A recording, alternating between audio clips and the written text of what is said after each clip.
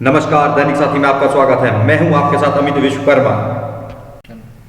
रेवाड़ी नगर परिषद चेयरपर्सन के खिलाफ अविश्वास व शहर की बदहाली से बेबस पार्षदों की लड़ाई में अब पूर्व जिला प्रमुख सतीश यादव भी कूद गए हैं। उन्होंने चेयरपर्सन ही नहीं, केंद्रीय मंत्री राव इंद्रजीत को भी घेरा है।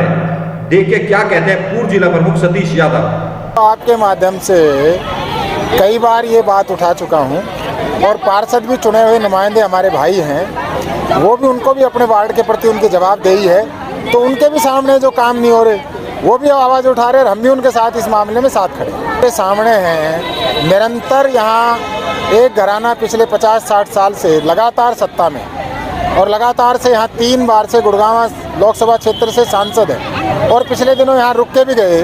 उनको भी इन बहनों की याद नहीं आई कि 53 दिन से यहाँ बैठे हैं। इस सड़क का, सीवरेज का, रेवाड़ी में ऐसा निसाय पशुओं का, करप्शन का क्या हालात है उनसे छुपी हुई नहीं है। लेकिन मैं एक बात का मुझे बड़े तकलीफ और दुख भी होता है कि ये जो पार्षद भाई ये भी कहते हैं वहीं मिलेंगे, उनसे मिलके क्या करोगे?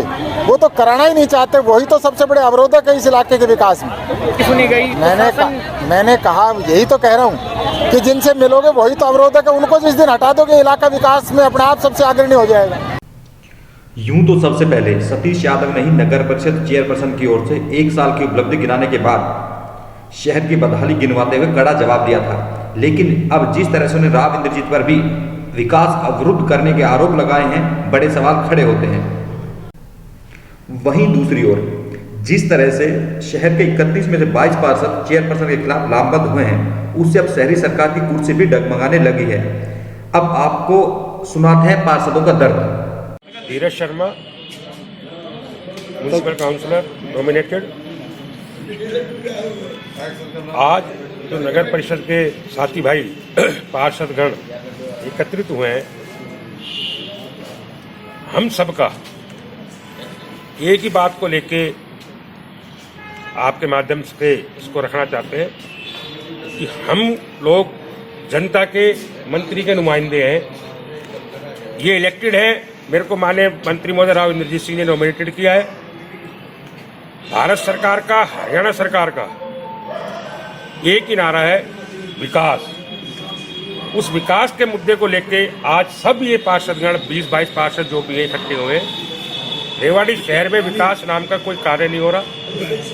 इस चीज को लेके सभी पार्षद भाइयों ने एक फैसला किया है कि मंत्री महोदय राव इंद्रजीत सिंह जी से मिलने का समय लिया जाएगा और उनको सच्चाई से रूबरू किया जाएगा कि आज रेवाड़ी शहर के हालात ये है, चाहे वो सीवर व्यवस्था है, चाहे वो सड़क व्यवस्था है, चाहे वो पशुओं को लेकर व्यवस्था है, चाहे आम जनता के हित की लड़ाई लड़ना हमारा कर्तव्य है।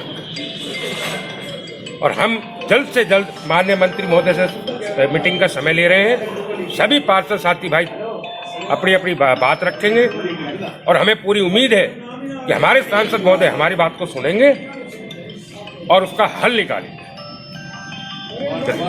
अब खबर पर आगे बढ़ते हैं। सूत्रों की माने तो केंद्रीय मंत्री राव इंद्रजीत सिंह भी चेयरपर्सन के 1 साल के कार्यकाल से खुश नहीं है, क्योंकि खुद राव इंद्रजीत सिंह कुछ दिन पहले ही अधिकारियों पर लगाम लगाने की बात कह चुके हैं।